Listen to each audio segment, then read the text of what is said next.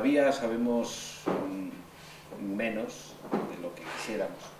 Es decir, hemos avanzado mucho en estos 70 años o más desde que fue descrito el trastorno autista.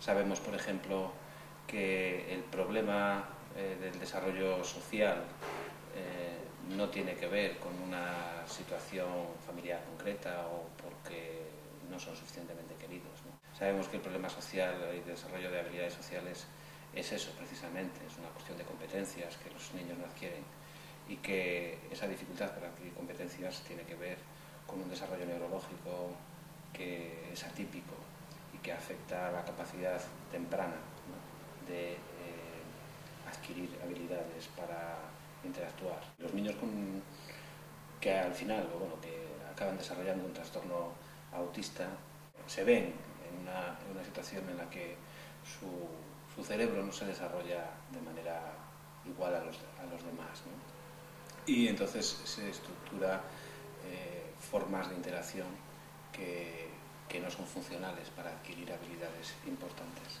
habilidades como por ejemplo la cooperación o la competición, las habilidades para el juego y por tanto el posterior desarrollo simbólico. Lo que sabemos es eso, y también sabemos que una intervención temprana sobre las habilidades de interacción, por ejemplo, para expresar intereses o para pedir información sobre lo que sucede en el entorno, se pueden adquirir y se pueden, potenciar desde edades muy tempranas. Sabemos que la dificultad para adquirir lenguaje, que es característica en estos niños, pues puede ser en gran parte solventada si se interviene muy pronto. Si antes se hablaba de que en torno al 50% de las personas con un trastorno autista no llegaba a hablar nunca, pues ahora ese dato ya sabemos que es erróneo, que ese dato se debe a que antes no se intervenía precozmente y ahora pues los datos empiezan a indicar que es menos del 50% los que nunca desarrollarán habilidades comunicativas y sociales, por ejemplo. Claro que podemos influir para que aprendan y por supuesto que cuanto antes mejor. Hay varios componentes en lo que es el procedimiento o la manera de intervenir, ¿no? Los profesionales más eficaces son aquellos que, además de tener una preparación técnica adecuada sobre cómo es el desarrollo de las habilidades comunicativas y sociales en el ser humano y de tener un dominio técnico sobre, pues, por ejemplo, cómo se enseña, ¿no? Las habilidades sociales o las habilidades comunicativas son acción, son conducta.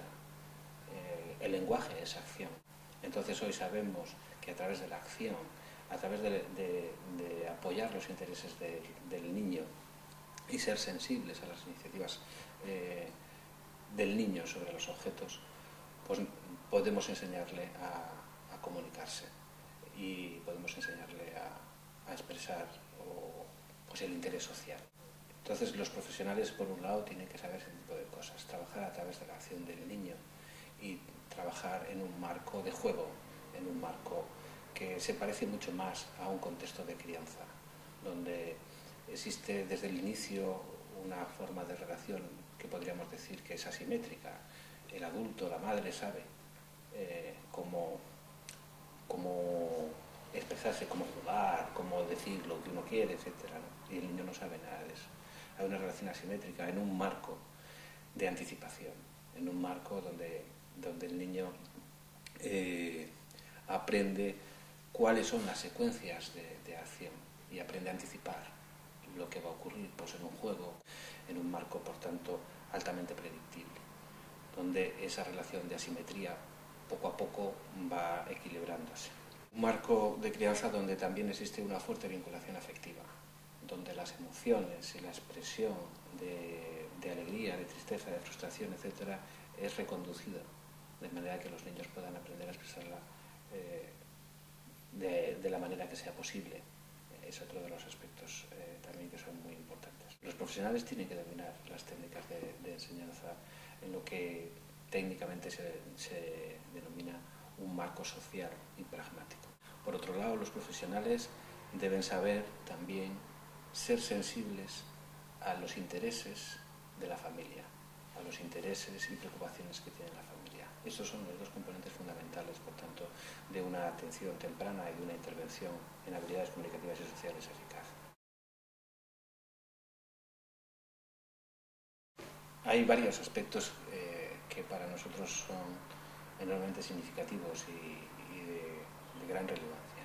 El primero de ellos lo voy a decir de una manera como muy simple, ¿no? Y que igual todo el mundo entiende.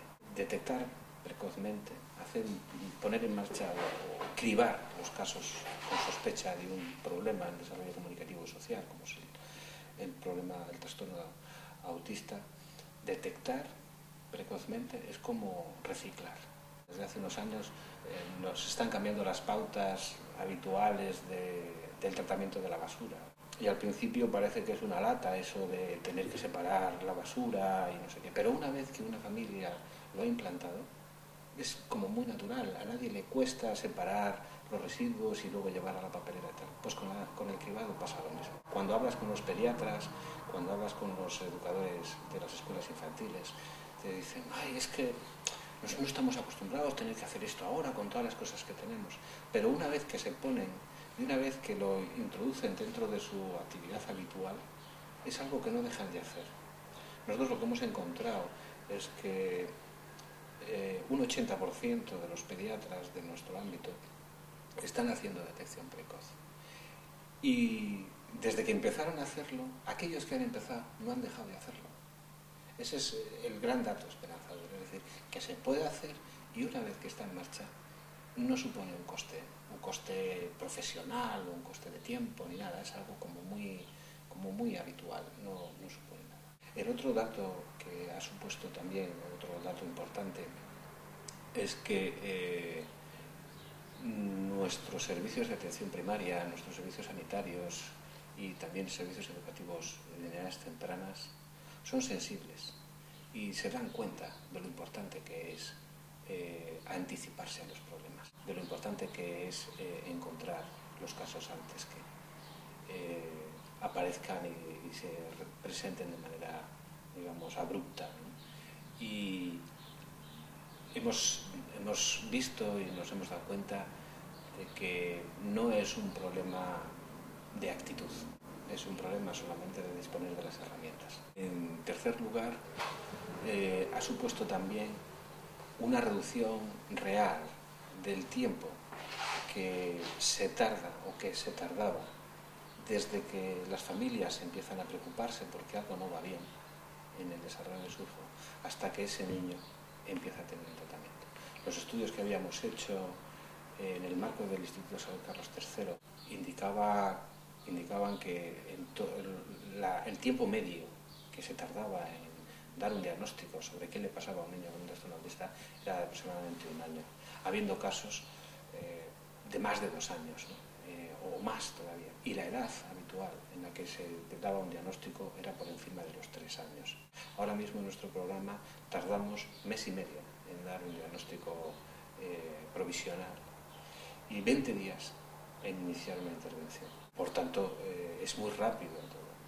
La verdad es que muchas veces las familias te plantean que yo solo vine al pediatra a que le pusieran la vacuna a mi hijo y a los 20 días lo que me dicen es que mi hijo necesita un tratamiento por dificultades de comunicación y de interacción social, ¿no? Y a veces para las familias es un golpe duro, pero la mayoría de las familias piensan que algo pasaba y entonces se sienten enormemente agradecidas de que el sistema se anticipe a las dificultades. Por tanto, también uno de los resultados que obtenemos es un acortamiento, una reducción del tiempo de espera y del tiempo de decisión para que reciba tratamiento y una mayor satisfacción de las familias que finalmente tienen un hijo con un trastorno del espectro autista.